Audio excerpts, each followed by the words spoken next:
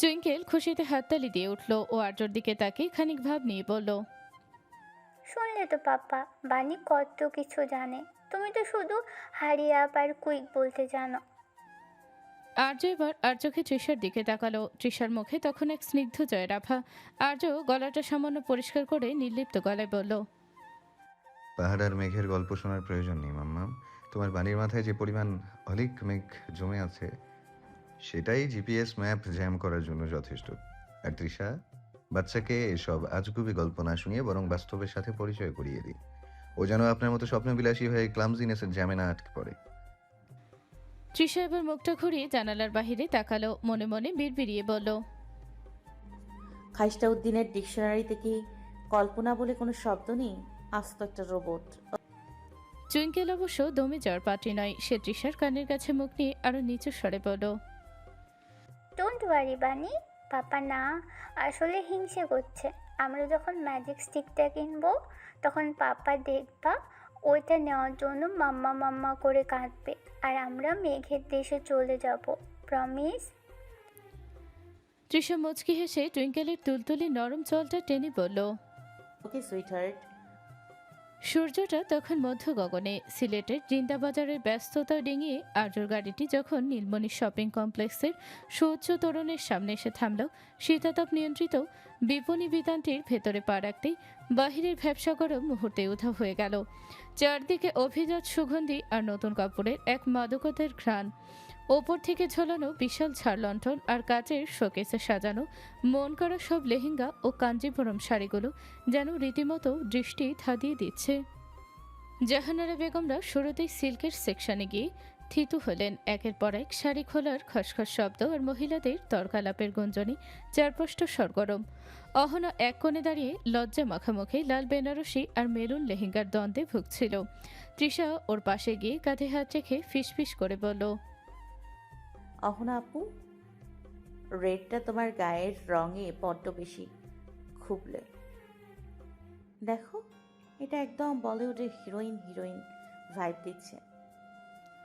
অহন একটু হেসে তৃষার পছন্দটাকে সায় দিল। তবে তুমি নিজের জন্য সিলেক্ট করো। তৃষা দোনা মনা করে বলল, আমার এমনিতেই অনেক আছে আপু, তুমি নিজের জন্য দেখো না। তোমার হলুদের জন্য এই কাঁচা হলুদ কালার শাড়িটা দেখো।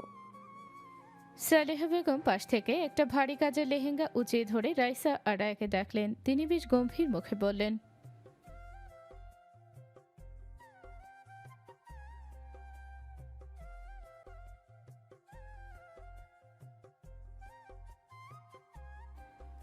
রাইসা চোখ কপালে তুলে বলল, উফ মা, এটা তো সেই গত বছরের ডিজাইন।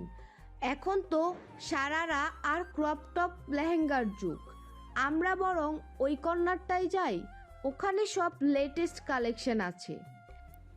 রায়াও তাল মিলালো তার সঙ্গে। সালেহা বেগম মুখ সিটকে বললেন,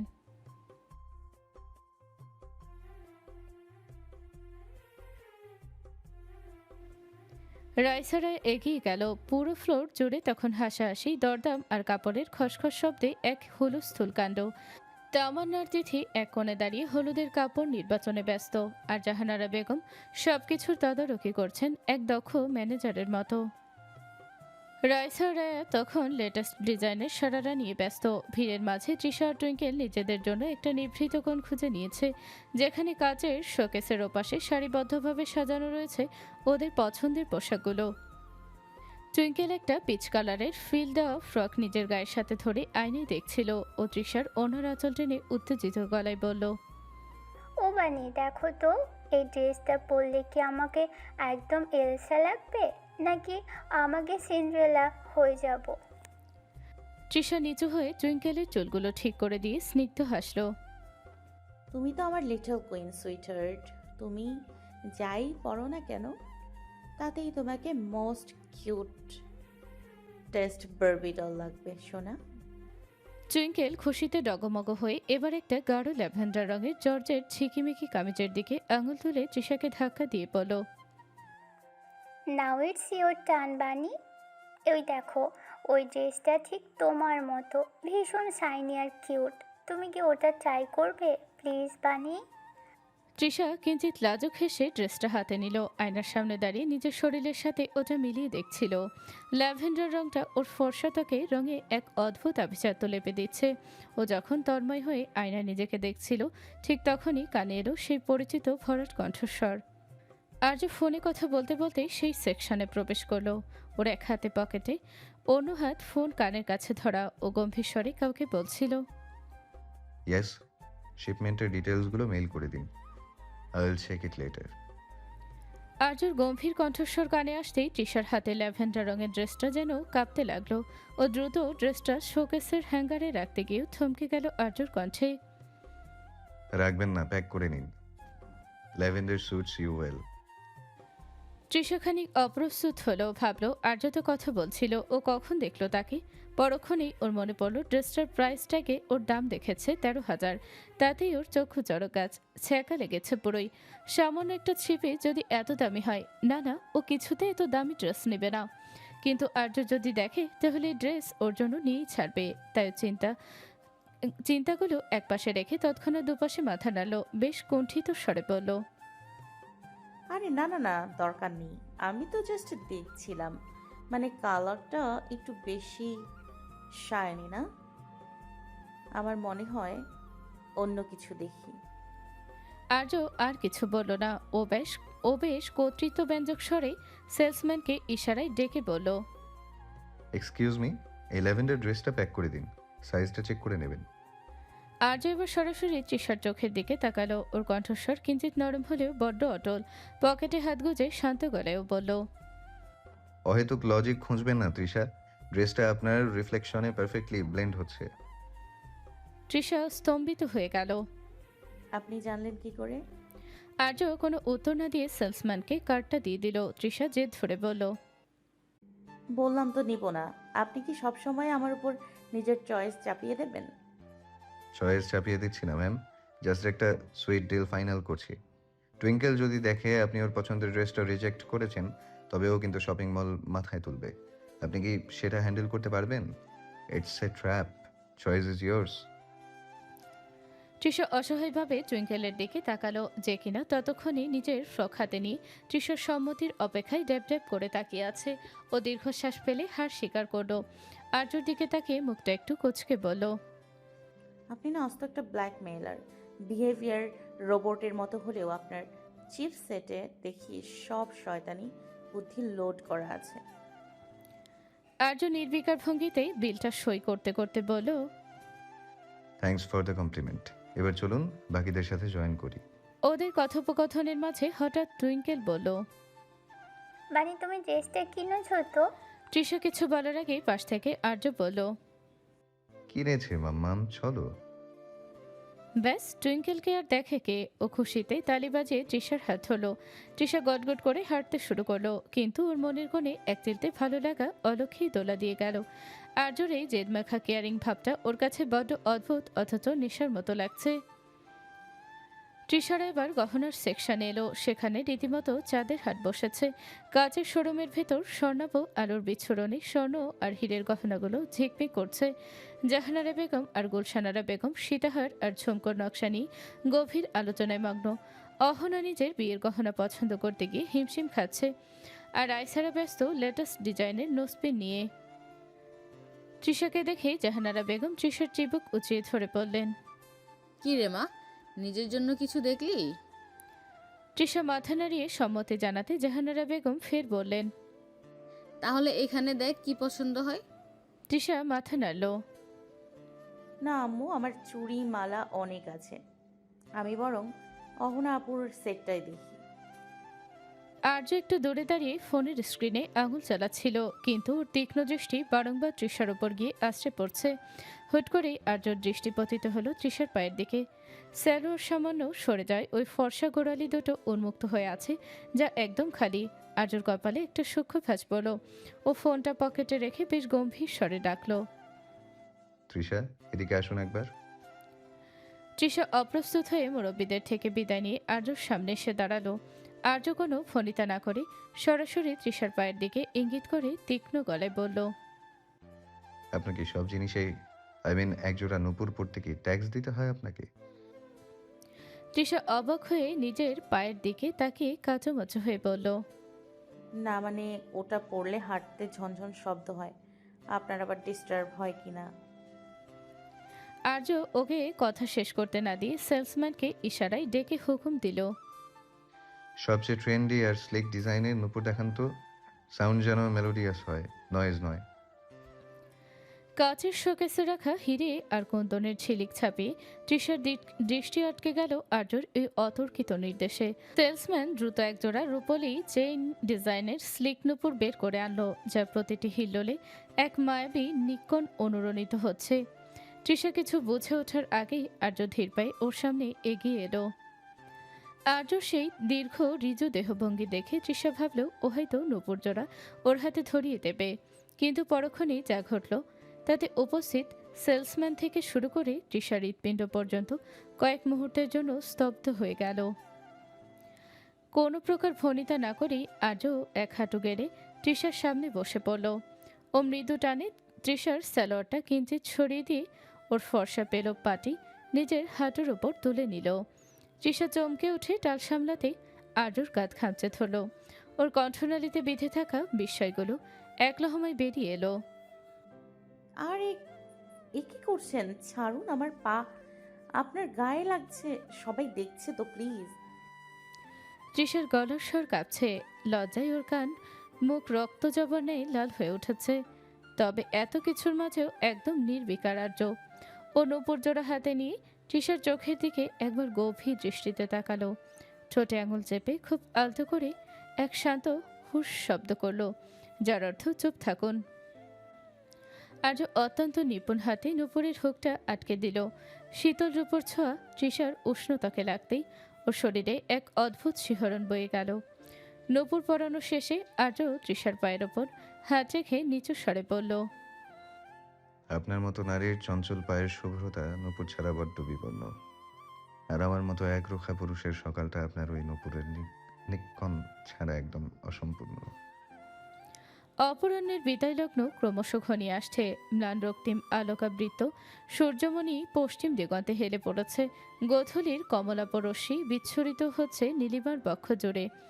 দূরবর্তী বনস্পতির শাখা হতে ভেসে আসা পাকপাখালি নীড়ে ফেরার কিচিরমিচির ধ্বনিগুলো সুরেলা লহরের ন্যায় শ্রবণ গোচর হচ্ছে।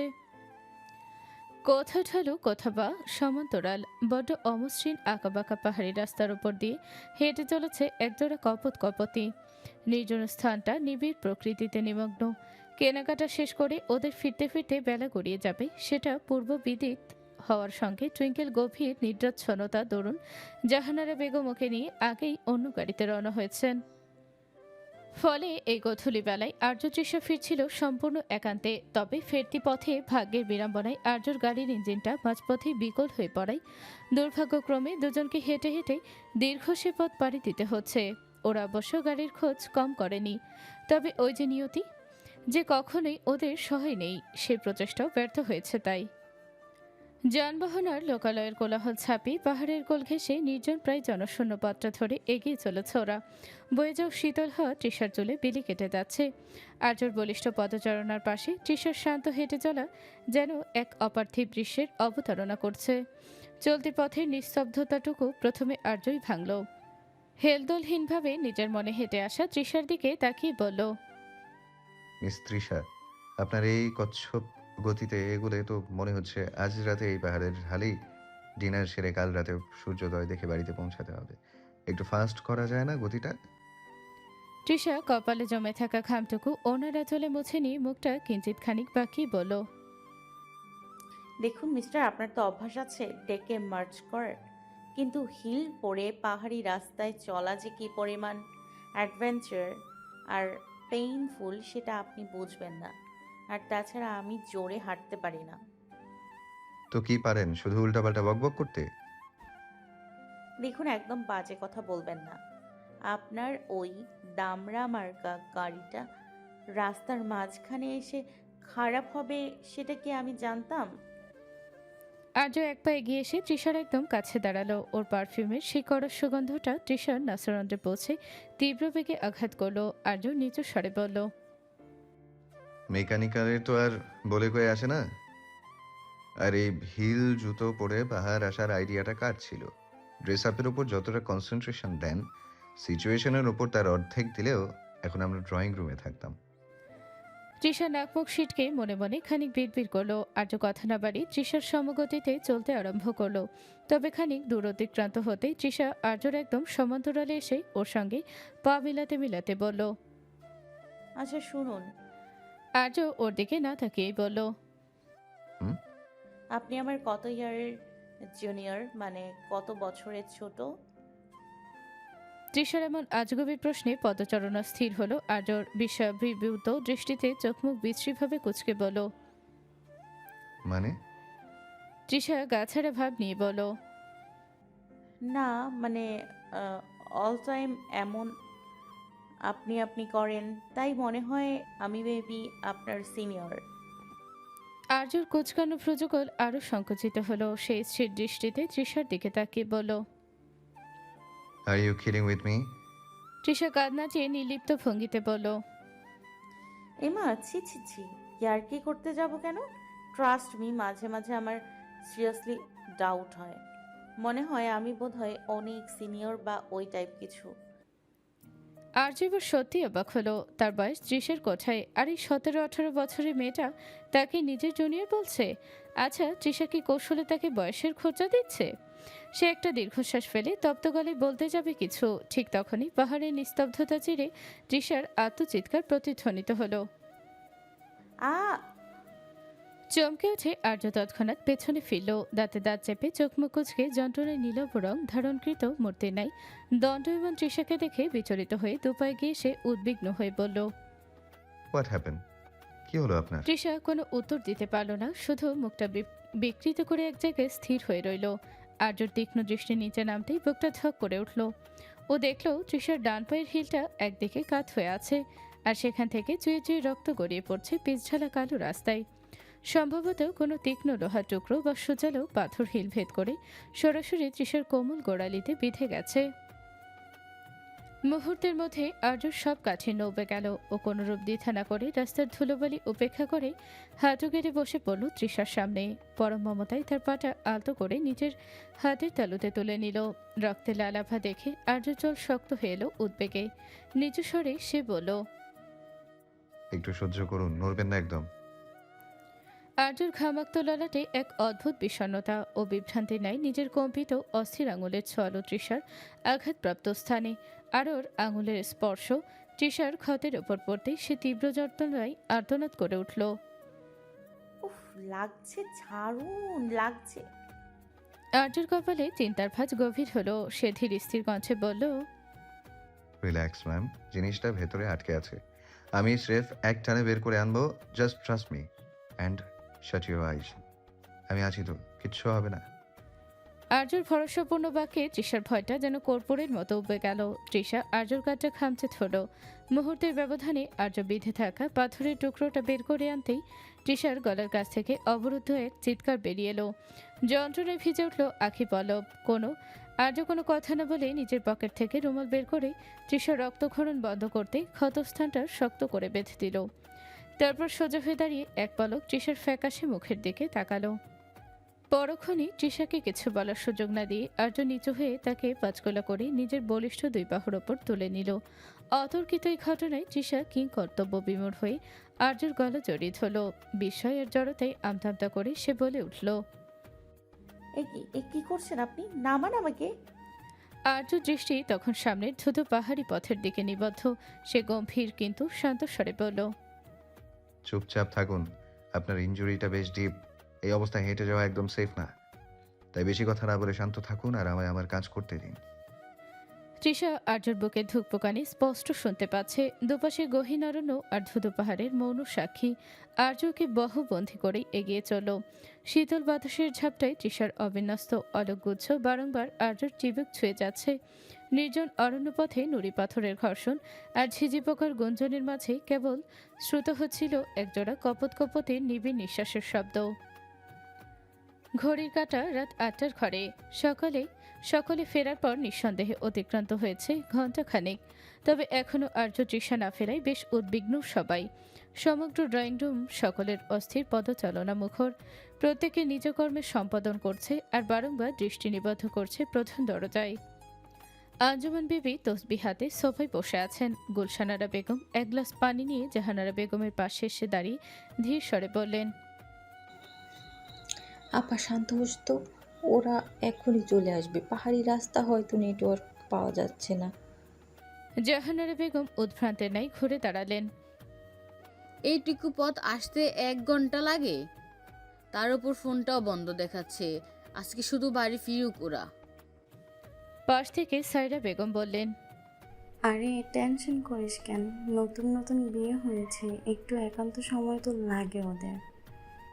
বুঝলাম একান্ত সময় লাগে, তাই বলে ফোনটাও বন্ধ করে রাখবে?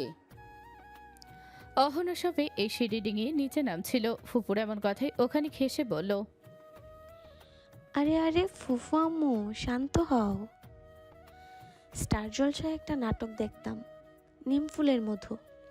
ওখানে নায়িকার শাশুড়ি সারাদিন বাবু বাবু করত, বউয়ের কাছে ঘেঁষতেই দিত না নায়ককে। তুমি যদি এখন এরকম করো তাহলে তো সবাই সেরকমই ভাববে, তাই না?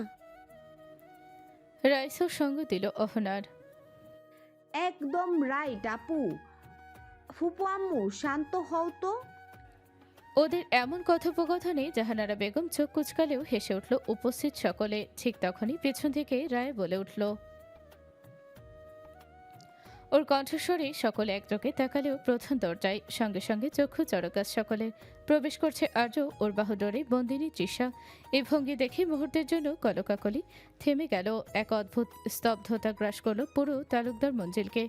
সকলের বিস্ময় বিস্ফোরিত চোখের সামনে দিয়ে আর্য তৃষাকে নিয়ে প্রবেশ করল।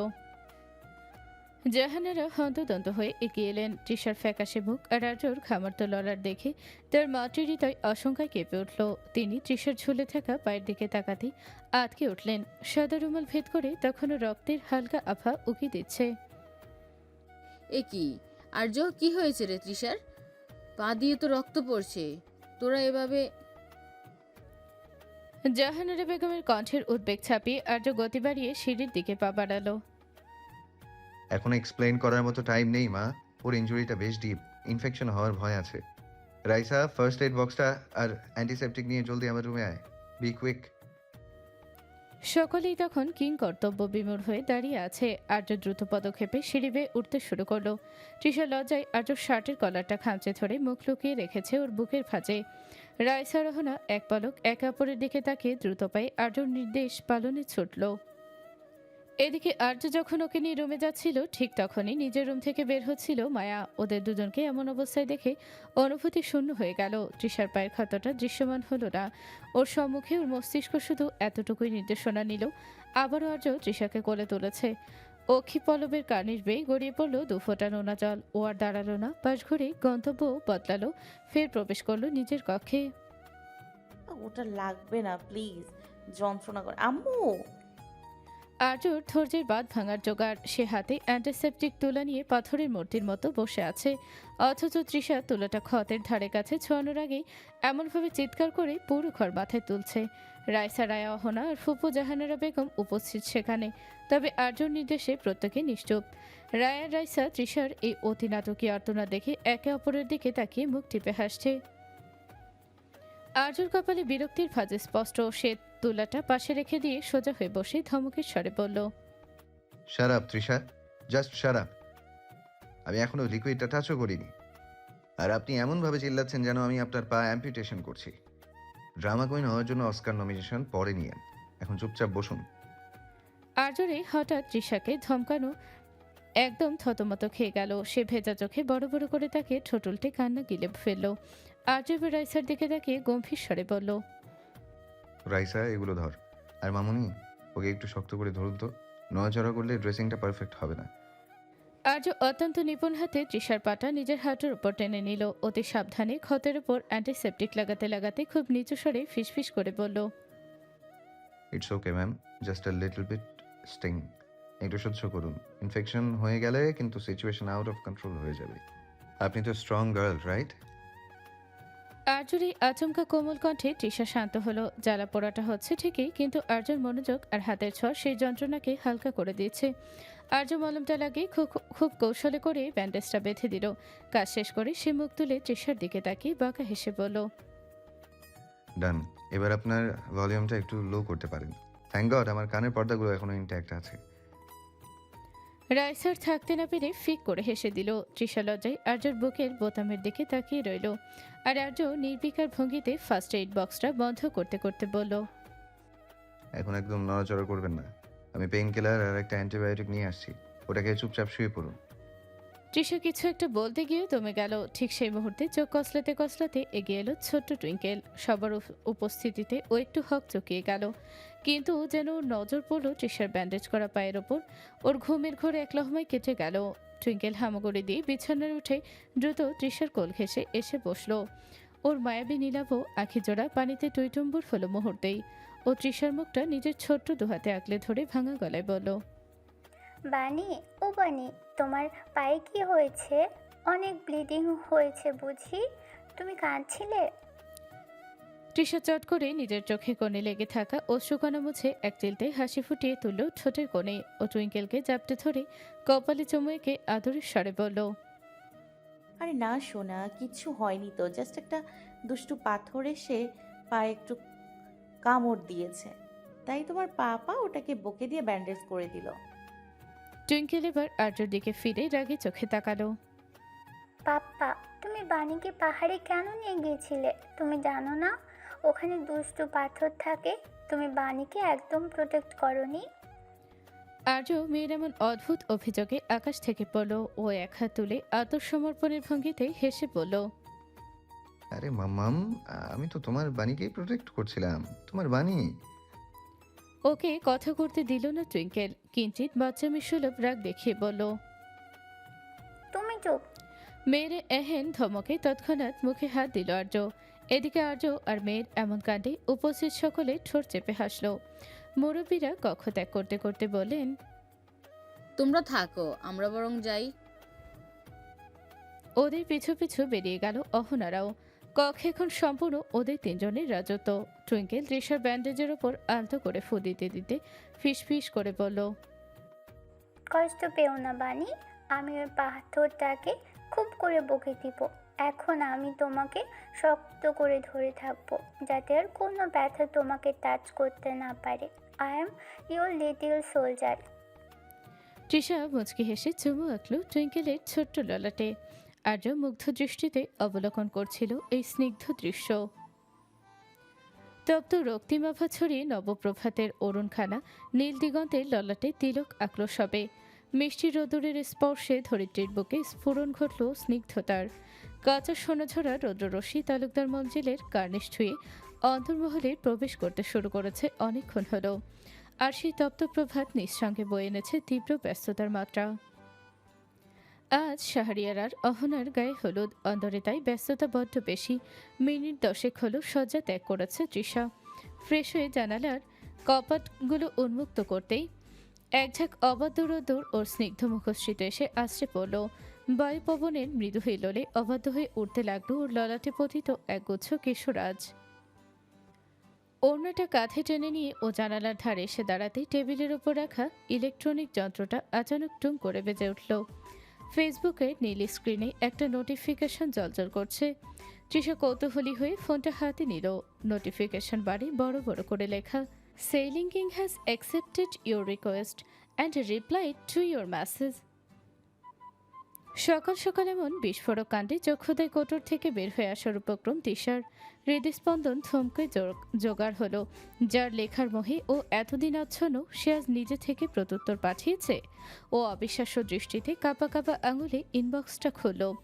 তবে বৃহৎ কোনো চিঠি নেই সেখানে, কেবল কয়েকটা শব্দ মাত্র, কিন্তু সেগুলোই ছিল ও হৃদয়ের গহীনে তীব্র ঢেউ তোলার জন্য যথেষ্ট। সাগরের ঢেউ যেমন বেলাভূমিকে ছুঁয়ে যায় অবলীলায়, আপনার ওই দীর্ঘ চিরকুট আওয়াজ আমার গুমট একাকিত্বকে ওভাবেই নাড়িয়ে দিল। ভালো থাকবেন স্বপ্নবিলাসী ম্যাম। তৃষার আঙুলের কম্পন তীব্র থেকে তীব্র হতে শুরু করেছে। বক্ষপঞ্জরের ভেতর তখন সহস্র ডানাওয়ালা কোনো এক বিহঙ্গ উন্মত্ত উল্লাসে ঝাপটা দিচ্ছে, যার শব্দের মোহ তাকে আচ্ছন্ন করে রাখত নিশিদিন। তার এই গভীরতম সংক্ষিপ্ত প্রত্যুত্তরটুকু ওকে বড্ড উচ্ছ্বাসিত করেছে। ওর ইচ্ছে করছে জানালার কপাটগুলো আরো চওড়া করে খুলে দিয়ে আকাশকে জানিয়ে দিতে, দেখো আমার স্বপ্ন বিলাস আজ পূর্ণতা পেয়েছে। উত্তেজনার কপলদয় অরক্তিম হয়ে উঠেছে, ঠোঁটের কোণে খেলে যাচ্ছে এক ভুবন ভোলানো চপল হাসি।